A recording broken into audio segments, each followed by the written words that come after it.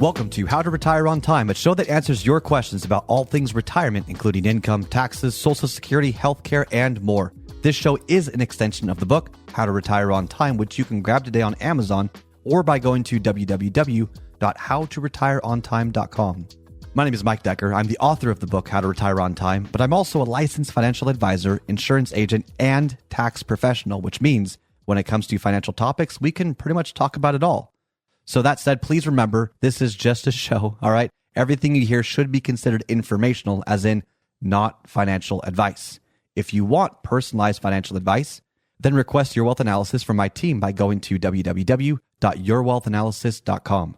With me in the studio today is my esteemed colleague, Mr. David Franson. David, thanks for joining me. Hey, thanks for having me. Now, David's going to be reading your questions, and I'm going to do my best to answer them. Please send in your questions right now or anytime during the week. Just save this number, 913-363-1234. That's 913-363-1234. Or you can email questions to heymike@howtoretireontime.com. Let's begin. Hey, Mike, how do you plan so you don't run out of money? How do you plan to not run out of money? A bit of a loaded question. And the answer is you just buy a bunch of annuities and you're guaranteed income for life. Yeah. But the catch with that, and I say that jokingly because that's the sales pitch that's given to sell an annuity. Doesn't make it wrong or right. It's just that's the sales pitch. Fairly convincing, too. I mean, it sounds good to the ears. Like, We like simple. yeah, that's easy. Yeah, so here is how I'm going to answer the question.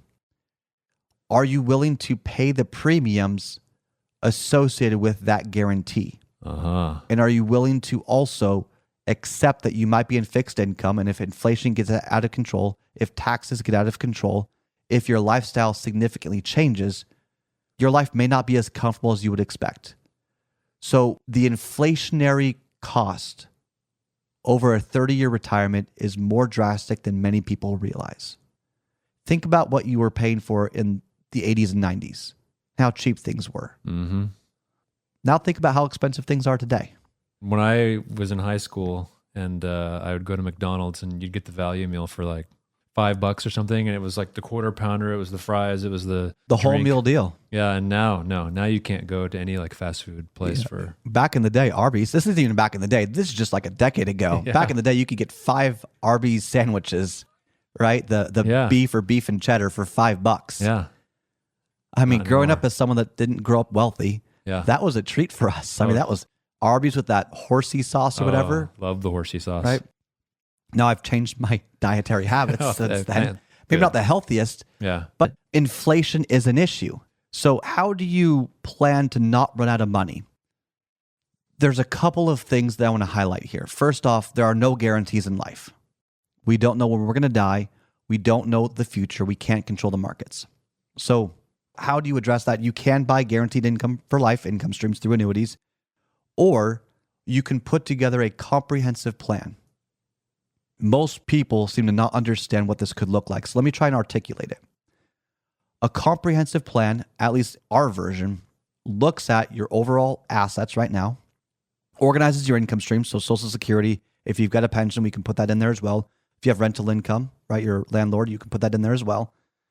And then we simulate or model what it would look like. Let's say if the assets were to average a 6% growth, could you maintain your overall quality of life to age 100 or 110 or 90 or whatever the time is? And you want to maintain your principal, in my opinion, until full life expectancy or a few years after. Why do I say a few years after? Because AI keeps getting really advanced. Because AI is advancing the medical community even faster than we expected. What I mean by that is simple. The medical industry might keep you alive longer than you realize, whether you like it or not. Yeah. So maintaining your principal until full life expectancy is probably a good idea, and then having a little bit extra in case you end up in a long-term care facility. So you've got around maybe a 6% overall growth portfolio is the target. You've simulated this. Can you afford to retire or not? That's the first part, okay? The second part is then how do you put together strategies that help you get more out of your money? This is tax efficiency, Social Security optimization, understanding how your portfolio is affected if you delay your Social Security or if you take it earlier on. That affects your portfolio. That affects your taxes. That affects your income strategies. So as you explore your strategies, your healthcare costs, and what plans you could be looking into, your tax minimization strategies, your income strategies, where are you going to pull income if the markets are up? Where do you pull income if markets are going to go down, and so on? Then you can start to build a portfolio with all of the assets seeking to hit that 6% or more. Now, CDs and treasuries aren't going to hit that. So you're going to have some assets where you're trying to get a little bit more. Some assets you have to accept what a CD is or what a treasury is, okay? But you've deliberately planned with a conservative projected rate the various strategies in a spreadsheet. You've written it down. Then here's what you're going to do. You're going to start looking at your portfolio and divide it up, not by the ambiguous, let's buy, and I'm going to use the jargon playfully here because most people don't actually know what these terms mean, okay? Advisors talk over people all day long. It drives me crazy, but we're going to buy your large cap, small cap, mid cap, and diversify among there. We're going to have some fixed investment products as well, your bonds and all of that. And we'll have it be some A and AA and AAA and maybe a couple of triple Bs, but never the junk bonds. We would never do that. And then we're also going to incorporate maybe some emerging markets, and it'd be a nice, well-diversified portfolio. And we'll make sure to have a little bit in the tech sector and a little bit whatever. Yeah, right. Okay. It's investment ambiguity. It's milquetoast. That's not what we're looking for here. What we're looking for is diversification by timelines.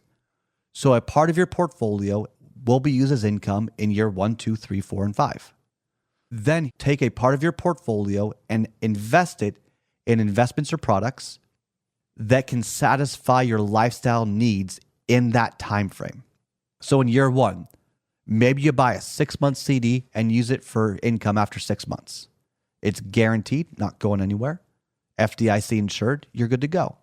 And then maybe in 2 years, you buy a 2-year treasury, so a treasury that matures in 2 years. And that's just ready to go. So you might ladder out your income for the first 5 years from principal guaranteed sources. Why? Because you're going to take risk in other parts of your portfolio, but if you don't need to touch it for 5 years, there's a good chance that if the market crashed in the first 5 years, you have time to recover. You see how this is playing out? Mm-hmm. Then maybe you take another part of your portfolio and you section that off to say, okay, in this part of the portfolio, we know we need X amount of money in case the markets were to crash. We don't know if it's going to be in year 6, 7, 8, or 9, or 10. But we'll put enough in there to maybe cover 2 years of the 5 years of a crash. That's principal protected. And the rest of it is invested in long-term growth strategies. Not with the ambiguity of, we'll buy a little bit of everything.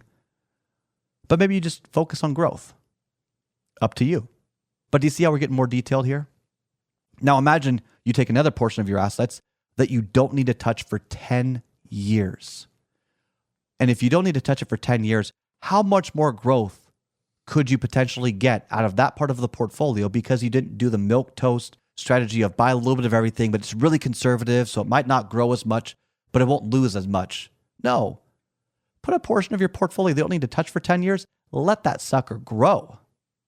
By getting more deliberate with your portfolio based on the needs of your plan, I believe that you're setting yourself up for more success than being scared and buying a bunch of fixed income products, whether it's annuities or you're living off of CD interests or bond interests. But you don't need to keep all of your assets at risk. That if the markets go down, you can still draw income from a principal guaranteed source. We call this the reservoir. Why a reservoir?